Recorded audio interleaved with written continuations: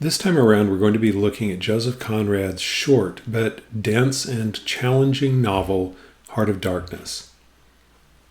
Conrad has an interesting perspective on England and English colonialism because he is Polish. He was born in Poland. I'm not even going to begin to say his name in Polish.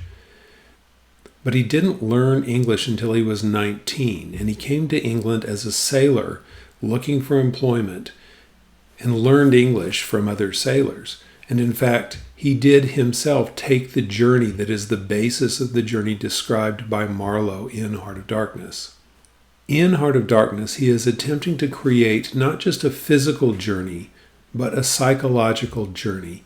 He's attempting to take those people on the sailboat with him, sitting at the mouth of the Thames, on a psychological journey so they can come to the same realization that Marlowe did. In fact, Marlowe's story is not unlike the story in Samuel Taylor Coleridge's Rime of the Ancient Mariner. In the Rime of the Ancient Mariner, there is a sailor who was trapped on a boat that was becalmed in the doldrums and facing death from starvation and lack of water. Finally, they were saved by a good omen, an albatross. And the ancient mariner shot the albatross. That's his crime. And his penance for his crime is to journey the world and to tell his story to people. And at the beginning of the poem, The Rime of the Ancient Mariner, this crusty old sailor buttonholes a wedding guest on his way into a wedding party and wants to tell him a story. And of course, the wedding guest wants to have nothing to do with it, wants to go on into the party. But as the story goes on, he becomes increasingly entranced by the story. And finally, the old mariner finishes telling the story, and the wedding guest, rather than going on into the party, turns and leaves.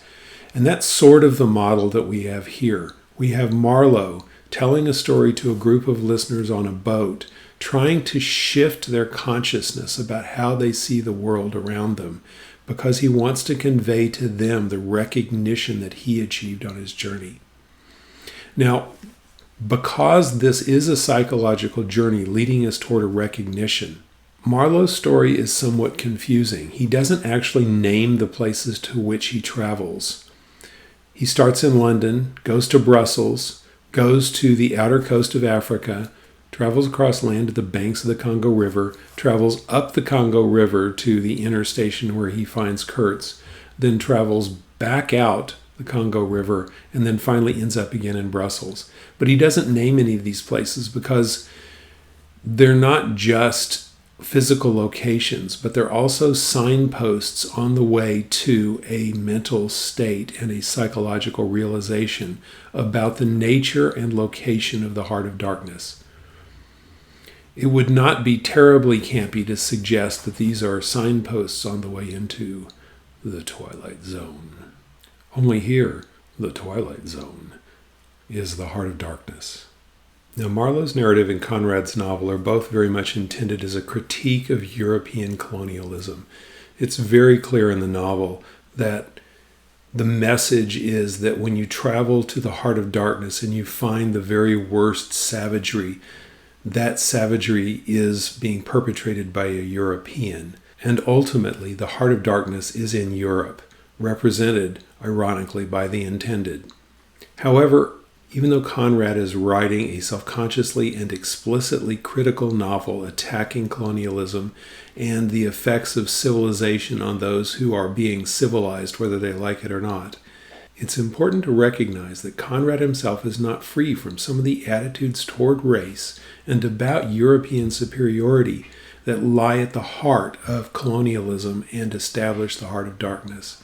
Even though he sees the imposition of European civilization as a squeeze, nothing more, as robbery on a grand scale and murder, he nevertheless still maintains many of the patronizing patriarchal attitudes which implicitly endorse European civilization as intrinsically superior. And so, while we do want to recognize the attitudes of Marlowe and Conrad toward colonialism and its negative effects, we also want to recognize those attitudes that still exist within his narrative. In fact, in order to be truly free from the attitudes which lie buried within Conrad's narrative, one has to leave European civilization altogether and look at it from the outside. Marlowe's story of his journey begins when he is in London. He is a ship's captain without a ship, and so he is looking for a job. And it finally occurs to him when he passes by and sees a map of Africa that there's a lot of rivers down there, and so he could be a freshwater ship captain. So he gets a job with a company, not unlike the East India Trading Company, that trades in ivory from Africa. Then he travels across the English Channel to Brussels, which he calls the Sepulchral City. One of the reasons that Marlowe's narrative is so confusing and has such a surreal quality is that he refuses to give place names to the places that he visits. They're all named in relation to one another, which is part of his attempt to create a psychological journey into a state of mind as well as a physical journey into the place where that state of mind has meaning. So in Brussels, the Sepulchral City, he meets the two ladies knitting and then meets the doctor who examines him and makes sure that he's more or less fit for duty running a riverboat in Africa. And then after that, he travels across the continent, picks up a boat at the south of France, crosses the Mediterranean, and then reaches the north coast of Africa, and then his boat skirts the coast of Africa all the way around until they make landfall at the company's outer station, where he meets the accountant, the first of the characters he meets during his journey to the Heart of Darkness. After leaving the outer station, Marlowe travels 200 miles across land with a group of people that he calls pilgrims, but are actually wannabe ivory traders. Pilgrims is ironic. And reaches the central station, which is on the banks of the Congo River, where he finds his ship and also finds the manager, the second important person on his journey into the Heart of Darkness. His ship at the time when he gets there is sunk. It's tied to the dock, but it has sunk into the river right by the dock. And so they have to raise the ship and repair it before it can go upriver to retrieve Kurtz, which is the goal of the journey, to go up to the inner station and retrieve Kurtz. After the boat is repaired, Marlowe, the manager, a few other Europeans, and a crew of Africans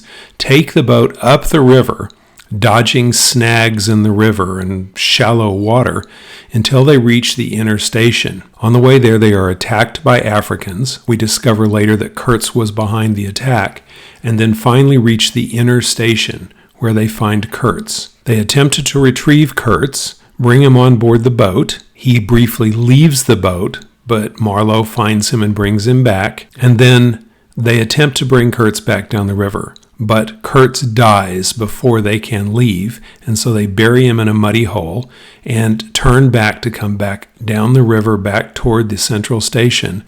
And Marlowe gets sick, and so for most of the journey back up the river, Marlowe is sick and delirious. Then, at the end of the novel, he travels back to the Sepulchral City to meet Kurtz's intended, his fiancée, nominally in order to deliver to her some papers that he found among Kurtz's possessions, but really because he is desperately curious to meet Kurtz's intended, about whom Kurtz spoke quite a bit. And in the rooms of the intended, Marlowe finds the actual Heart of Darkness. The following lecture was delivered to a live Zoom class in the May of 2020.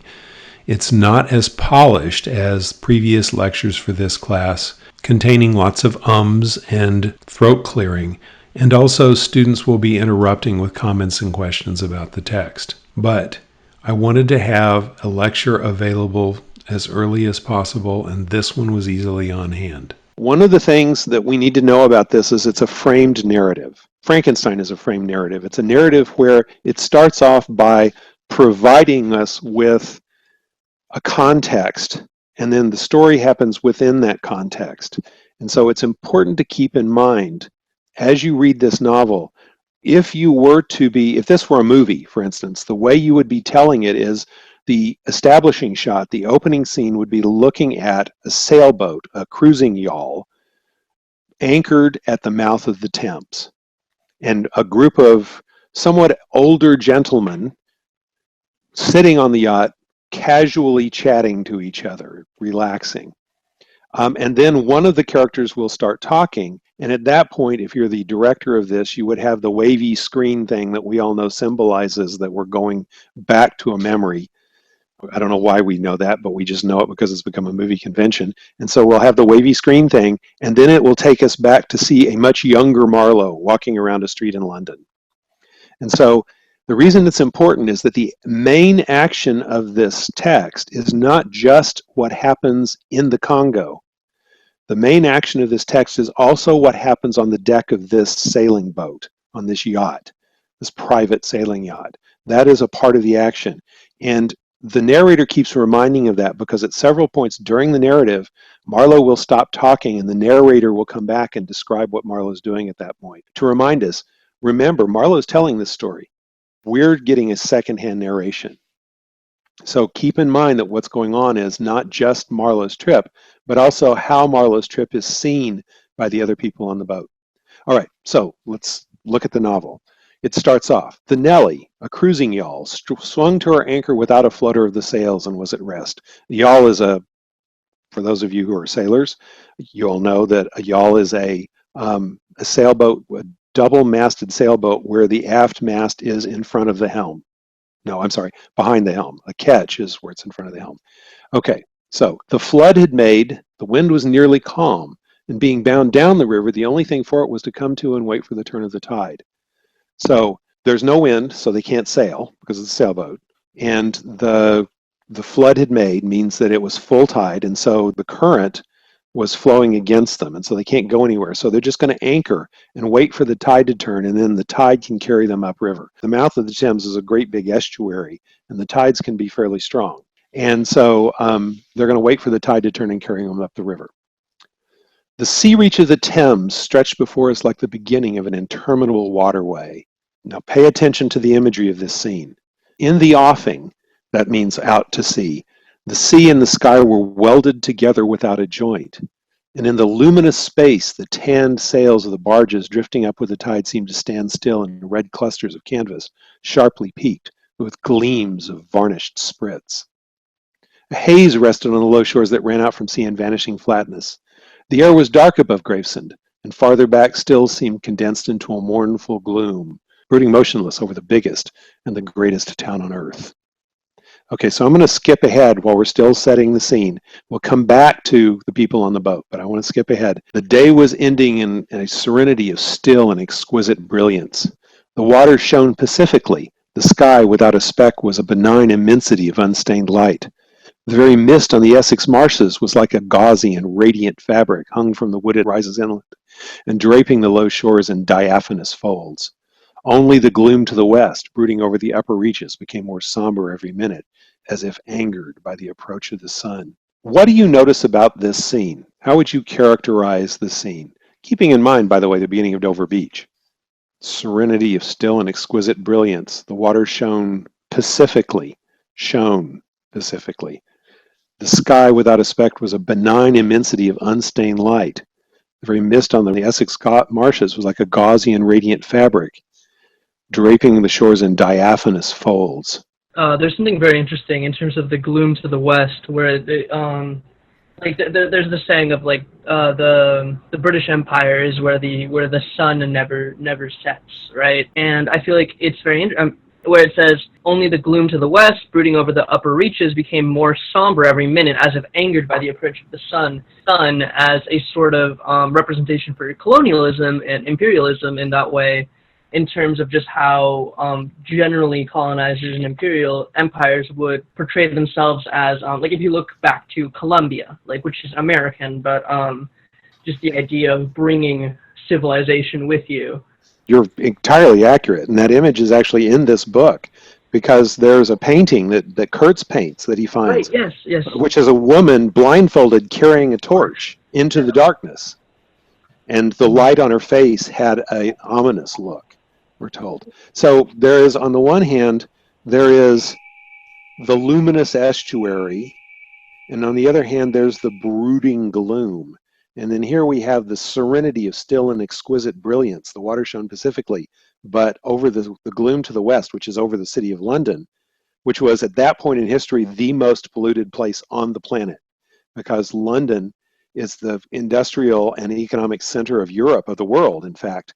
And the main form of heat and the main form of industrial power is coal, burned in unenclosed furnaces. So the pollution in London at this time is horrific. We'll see it again, by the way, in Prufrock. So on the one hand, we have the radiance of the water, and the other hand, we have the gloom over the city. The novel is already setting up this sort of opposition between light and dark. When we talk about this text in class, I start writing down this 2 columns on the board. On one column, we have light. I put up light, and the other hand, we have dark. And then as we go through the novel, I start writing down the things that are associated with light and dark, because that is the main motif. That's the motif that is running through this novel, this opposition between light and dark. Okay, so remember, right now we're describing, the opposition is already being set up, but this is not even Marlowe. This is the narrator, who's not Marlowe, setting it up. By the way, just this has nothing to do with anything in particular, but I love this line because every time I'm near water on a quiet evening at sunset, I always remember this line: "For with a change came over the waters, and the serenity became less brilliant, but more profound." And anyone who's ever been sailing knows what it's like in the evening when you become becalmed, because wind often goes down in the evening, and just as the light's going down because of temperature gradient shifts. And when that happens, this is kind of what happens. But anyway, that has nothing to do with the novel. That's just, I like the line. Okay, but the next line is extremely important. "The old river in its broad reach rested unruffled at the decline of day, after ages of good service done in the race that peopled its banks, spread out in the tranquil dignity of a waterway leading to the uttermost ends of the earth." What does the river represent to the narrator and to the British, the race of people that peopled its banks? Keep in mind when we're talking about 1898, 1899, what does the river and the ocean it's connected to represent? I'm not looking for anything really sophisticated here. I mean, think about it. If you are running a colonial empire that encircles the whole globe, what is the waterway, the tranquil dignity of a waterway leading to the uttermost ends of the earth represent? It's what connects you to your empire. It's the way you're connected with the world, the thing that connects the empire together. And he's going to talk about that now. He says, "We looked at the venerable stream, not in the vivid flush of a short day that comes and departs forever, but in the august light of abiding memories." Okay, so the short day that comes and departs forever would be what? I mean, it's really just today. We looked at the river not in the light of today, not in actual light, but in the metaphorical light of memories. Conrad is already shifting the meaning of light. It's no longer just simply photons radiating out of the sun or whatever. It has now become a metaphorical light, which represents an ideology. Okay, so we don't look at it in the vivid flush of a short day that comes and departs forever, that is daylight of today, but in the august light of abiding memories. They look at the river as it is associated with, for them, with the empire. And that's what he says. "And indeed, nothing was easier for a man has, as the phrase goes, followed the sea with reverence and affection, than to evoke the great spirit of the past upon the lower reaches of the Thames. The tidal current runs to and fro in its unceasing service." Okay, this is where it really becomes intense. "Crowded with memories of men and ships it has borne to the rest of home or the battles of sea. It had known and served all the men of whom the nation is proud, from Sir Francis Drake to Sir John Franklin, knights all, titled and untitled, the great knights errant of the sea." Okay, so who's Sir Francis Drake? A little history. You know, familiar with the Golden Hind? Traveled around the world, discovered the Galapagos, helped Darwin. Sir Francis Drake was as the sea captain who captained the Golden Hind, which he mentions down here. The Golden Hind was the ship he was traveling on. He was polite parlance calls him a privateer. Actual parlance calls him a pirate. He was a pirate whose work was endorsed by the Queen. A privateer is someone who is not in the military, has the endorsement of the crown, but basically is a pirate. And how sea captains, even sea captains in the military, made their wealth at this time was by capturing and plundering ships of the enemy. So in Jane Austen, Captain Wentworth in Persuasion is a man of relatively low birth, but he is now wealthy enough to be able to buy a house. He's able to buy a house because he made a lot of money by raiding enemy ships and stealing their stuff. It was considered respectable. And Sir Francis Drake was basically a pirate who went around the world on an official voyage, and he's remembered by England as a hero, but he was basically a pirate. Sir John Franklin is kind of interesting. He's the captain of the Erebus and the Terror, which was a big deal to the Victorians. If you've ever been to SeaWorld and you go to the polar bear exhibit, You walk through what appears to be the wreckage of ships. The display is in the wreckage of ships. Those ships are the Erebus and the Terror. They're supposed to be. They're not the real ships. The Erebus and the Terror were part of an expedition to find the Northwest Passage, to find a faster way to India, because India, of course, was the source of a tremendous amount of wealth to the English. And so Sir John Franklin led these two ships on an attempt to cross the North Pole to find the Northwest Passage to get to India faster. So they sailed off in the 1850s, and no one ever heard from them again. They just disappeared. Now, since then, their boats have been found. And in fact, I think right at this very moment, it was in the news just a couple of months ago, they're in the process of thinking about raising one of them, but they're diving to the boats because they were found in like the 1950s or 60s. And they found out what happened to the crew. Obviously, a lot of them died of exposure. Relatively fewer people died of starvation. And then the remaining, those people who died of starvation then became food for the people, other people who engaged in cannibalism, who had gone crazy and died of insanity because they were eating stores stored in lead soldered cans and had lead poisoning and went crazy. So anyway, the Erebus and the Terror are still up there in the water. And in fact, I think because of global warming, they're now finally not under sheets of ice most of the year. So they're exploring them right now. So anyway, that's Sir John Franklin. Okay, so these are the ships, the Knights all, titled and untitled, the great knights errants of the sea. It had borne all the ships whose names are like jewels flashing in the night of time, from the Golden Hind returning with her round flanks full of treasure to be visited by the Queen's Highness and thus pass out of the gigantic tale, to the Erebus and the Terror, bound on other conquests, and that had never returned. It had known the ships and the men. They had sailed from Deptford, from Greenwich, from Erith. The adventurers and the settlers, king's ships, and ships of men on change. Change, as we know from Christmas Carol, is the financial institution of England. So men and ships on change would be commodities traders, basically, who hire ships to go off, buy things in America and India, bring them back and trade them here. Captains, admirals, the dark interlopers of the Eastern trade, those would be pirates, and the commissioned generals of East India fleets, those would be privateers. They're both pirates. Hunters for gold and pursuers of fame, they had all gone out on that stream, bearing the sword and often the torch, messengers of the might within the land, bearers of a spark from the sacred fire. What greatness had not floated on the ebb of that river into the mystery of an unknown earth? The dreams of men, the seed of commonwealths, the germs of empires. And now we play God Save the Queen, and we all stand silently for a few minutes.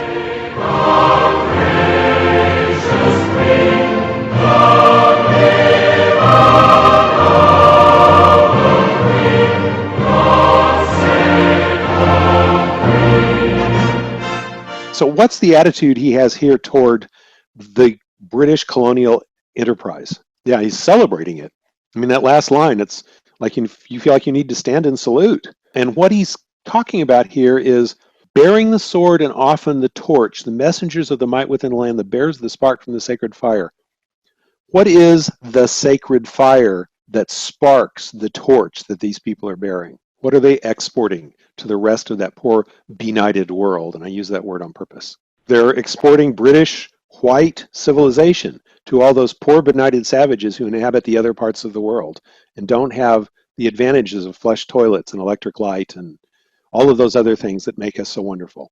Keep in mind, so right now, if I have my two columns on the board, one with light and one with dark, under the light column, we are going to put the torch, the spark from the sacred fire, and civilization. Civilization is what England is exporting to the rest of the world. And then we have Marlowe speak for the first time. And this also, said Marlowe suddenly, has been one of the dark places of the earth.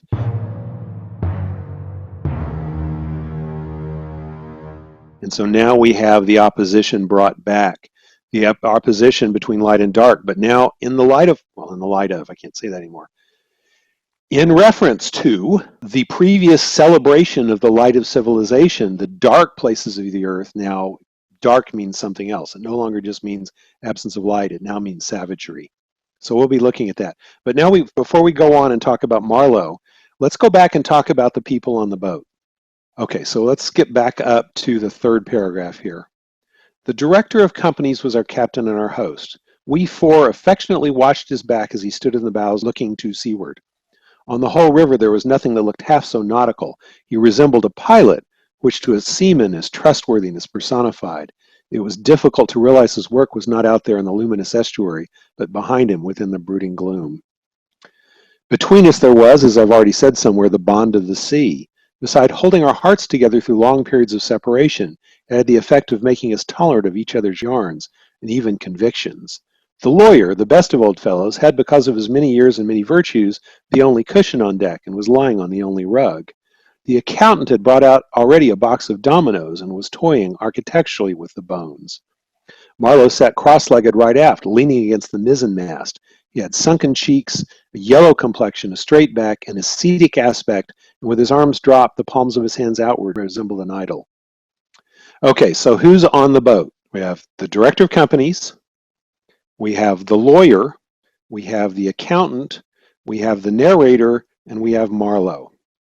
So what does the director of companies do? I mean, directs companies, obviously, but what companies? Yeah, like the East India Company. India at this time is a British possession, but it is run by a quasi-governmental but mostly private organization known as the East India Trading Company. And the East India Trading Company was a tremendous political power. It literally makes its money by exploiting India. So he's the director of companies. So he is responsible for the empire, imperial colonialism, and also responsible for commerce. So he's the representative of commerce. What does a lawyer do? So he represents the legal profession. So we have commerce, we have law, we have the accountant. What does the accountant represent? Money. So we have business, money, law. Okay, so we have 3 of the 5 estates. The other 2 are the press, which is the 5th estate, and religion. Okay, so who represents the press here? Who's reporting the story? The narrator himself is representing the press because he's the one telling the story. And then look at the way Marlowe is described. He's sitting cross-legged right aft. He had sunken cheeks, a yellow complexion, a straight back, and ascetic aspect, and with arms dropped, with the palms of his hands outward, resembled an idol.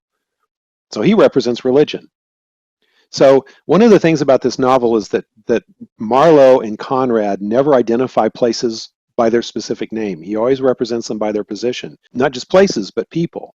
So the people on the boat represent the 5 estates. We have commerce, law, finance, the press, and religion represented on the boat. So it's sort of a microcosm of European society. And Marlowe, being the representative of religion, is about to start preaching to them. Also, by the way, I want to point something out to you that's intentionally ironic. The accountant had brought out already a box of dominoes and was toying architecturally with the bones. Why are dominoes called bones? That's a slang term for dominoes. They're made out of ivory. And of course, the enterprise that Marlowe will work for is one that collects ivory from Africa and brings it back to England. So ironically, the very thing that these people are sitting around playing with is the thing that Marlowe's story will be about. He's going to tell a story about gathering the ivory. All right, so now we have Marlowe, who is the representative on the boat of religion and who is about to start preaching. Conrad is now, through the person of the narrator, going to tell us about how we should read Marlowe.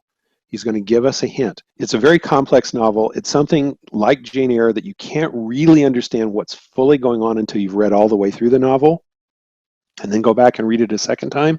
But Conrad is going to give us a preview. It's the overture. It's like the overture at the beginning of a symphony. They play the overture, and it's like an abstract of the symphony where you get all the major themes that you're going to get in the symphony, and then you can follow them. So he's going to give us an overture to the novel. Okay, but first he's going to tell us about how to read Marlowe. He was a seaman, but he was a wanderer too, while most seamen led, if one may so express it, a sedentary life. Their minds are of the stay-at-home order, and their home is always with them, the ship, and so is their country, the sea. One ship is very much like another, and the sea is always the same.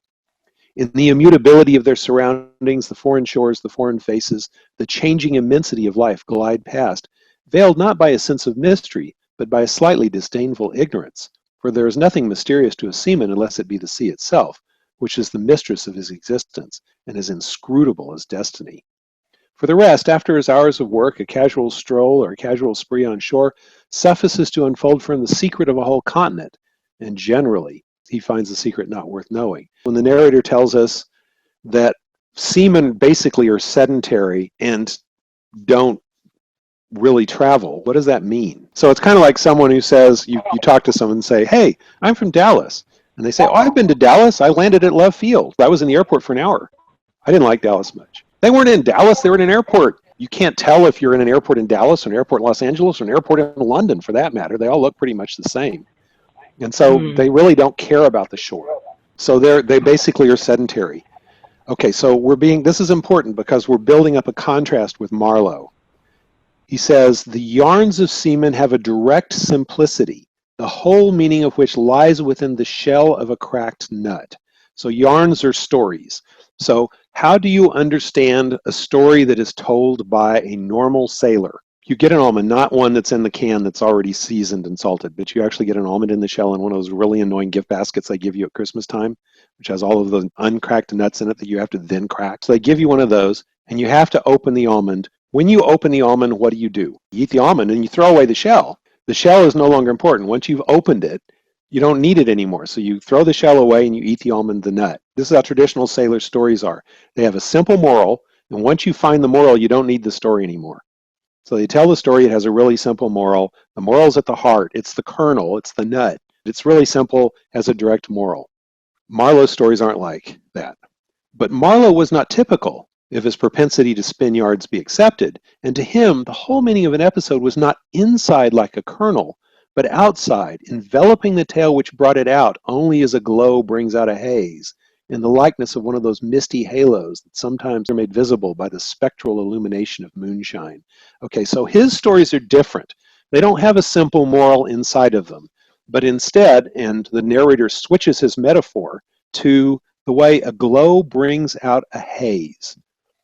So Marlowe's stories are to their meaning as a glow is to a haze.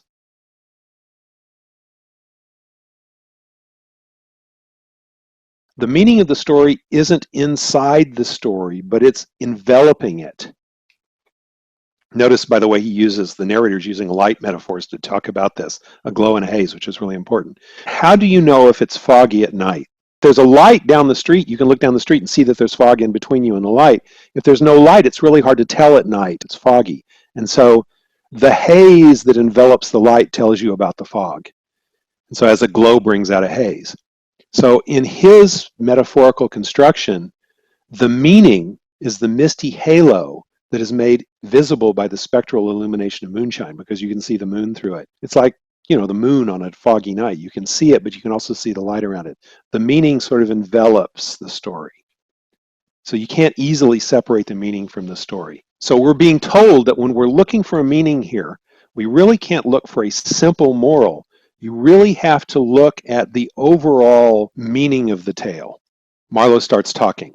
And this is the prefiguration, the prologue, the overture for the story. He started off by saying, and this also has been one of the dark places of the earth. So you got to keep in mind where they are. They are sitting at the mouth of the Thames River, looking toward London, which is literally the heart of world civilization at this point. Well, they think it's the heart of world civilization. Marlowe is saying, but keep in mind, this once was the frontier.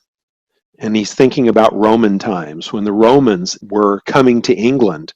And for them, England was the savage northern frontier, the extreme edge of their universe. I was thinking of very old times when the Romans first came here, 1900 years ago, the other day.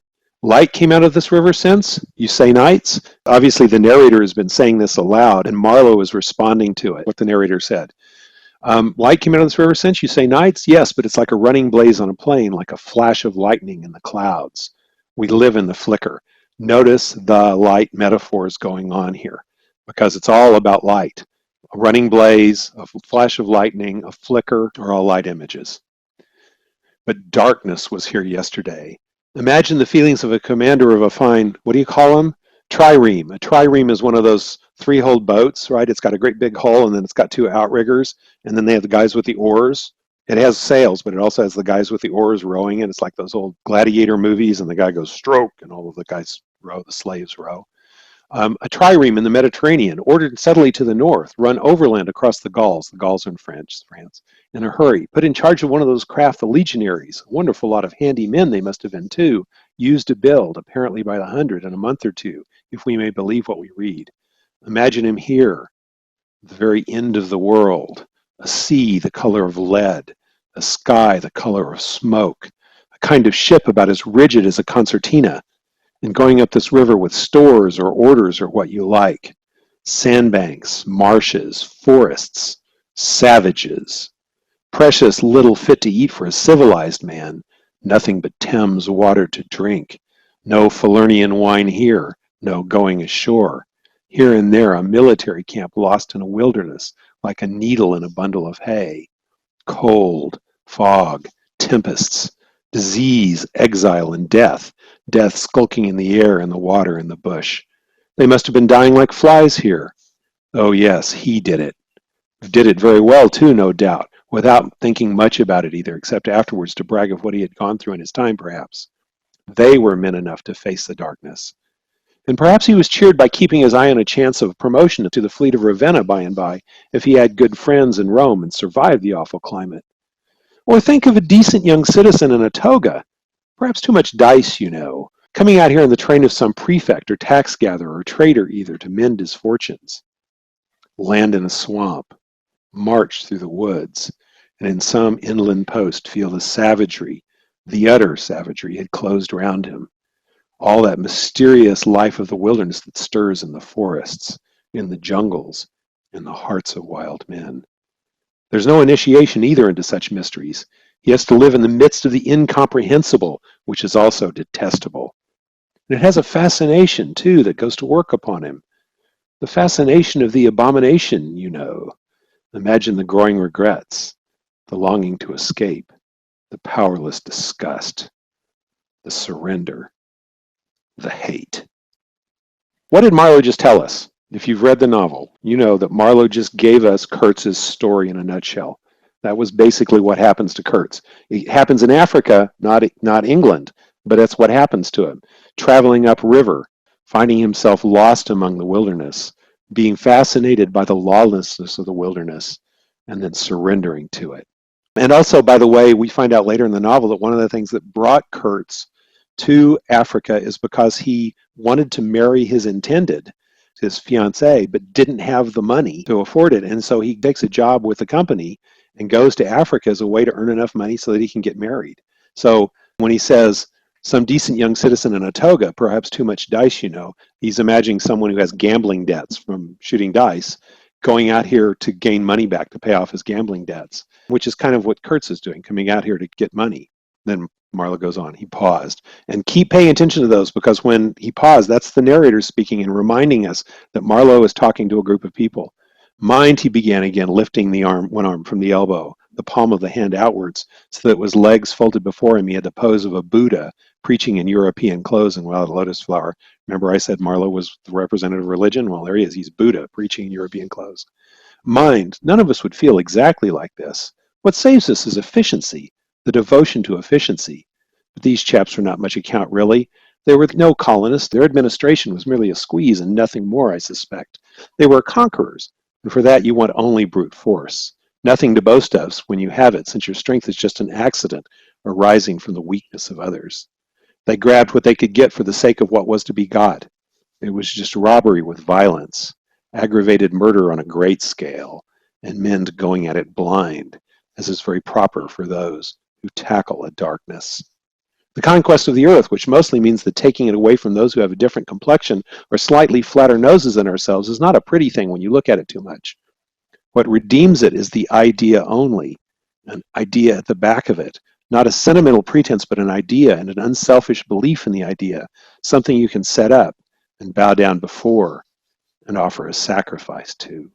The first question is, if colonialism is simply robbery with violence, aggravated murder on a great scale, and men going at it blind for the conquest of the earth by taking it away from people who have different complexion or slightly flatter noses than ourselves, what is the idea that redeems it? The idea is civilization. Remember my 2-column list on the whiteboard. At this point, I would write under light spark of the sacred fire, torch, civilization, and then I would write underneath that in quotation marks with capitals, the idea.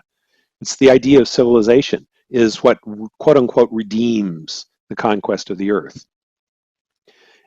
So he's celebrating this as the justification. And he says, what redeems it is the idea only, an idea at the back of it, not a sentimental pretense, but an idea and an unselfish belief in the idea, something you can set up and bow down before and offer a sacrifice to. This is really important for the narrative.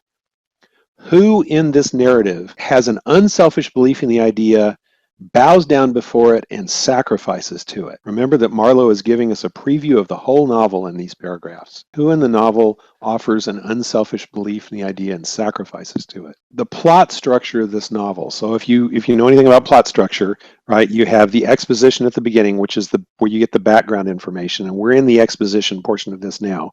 And then you have the complication, and the complication is when you're introduced into some conflict. And in this particular case, the conflict is usually between a protagonist and an antagonist. But in this particular case, the conflict is really Marlowe and Africa. Africa is really the antagonist here. And so then you have the rising action where you build up to the climax. And the climax of this novel is the point of highest intensity. And the climax of this novel is not what you might think. You think the climax of this novel is when he meets Kurtz, but it's not. The climax of this novel, or at least the biggest climax, is at the end of the novel when he meets Kurtz's intended. Because the intended is the one who believes in the enterprise, sacrifices her life, basically, not her real life, but her life with Kurtz, to it, and in some ways celebrates that sacrifice. And she's the one who has the unselfish belief in the idea.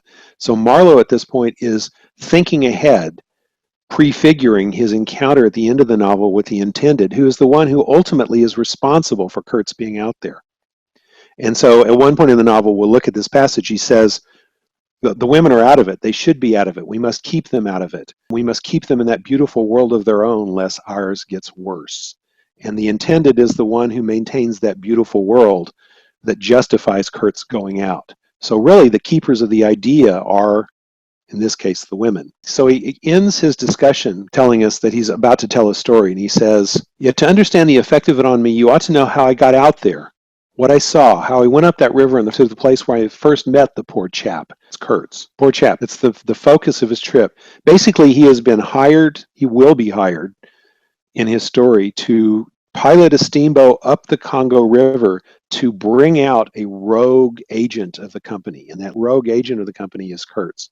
And so he's going up there to get Kurtz and bring him out because Kurtz has been incommunicado and apparently not responding to communications and being unwilling to come out. And so the company's sending this boat upriver to the inner station to find Kurtz and pull him out.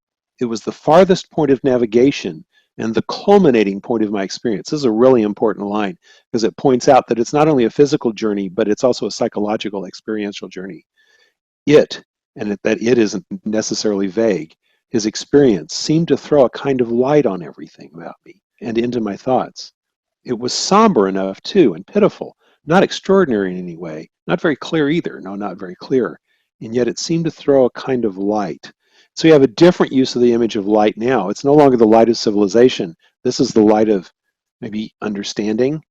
And it's interesting that this light, we have the same setup between somber, confusion, and light here, which is understanding. And what Marlowe is going to do with this narrative is take us on this journey and take the people on the boat who are listening on this journey so that they too can come to the same kind of understanding that he has. Marlowe talks a little bit about what Africa represented.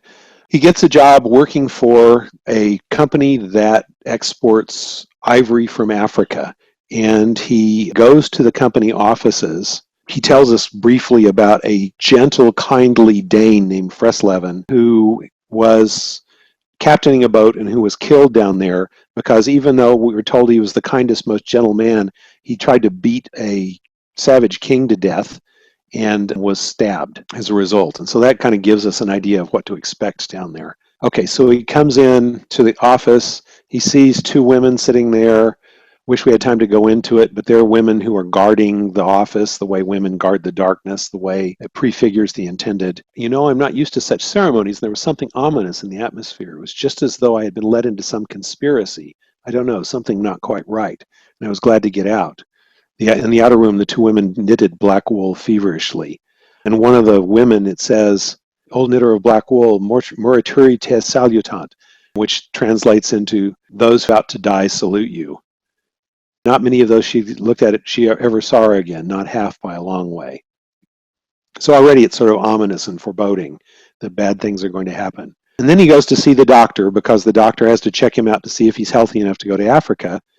And we got to look a little bit at the doctor's scene because it's important. It tells us about something that's going on. This is page 80. The old doctor felt my pulse, evidently thinking of something else the while. Good for there, he mumbled, and then with a certain eagerness asked me whether I would let him measure my head. First, the doctor felt my pulse, evidently thinking of something else the while. When you go to the doctor, wouldn't you rather have the doctor actually paying attention to your exam? So the doctor is really not apparently very committed to his craft, and we'll find out why in a minute.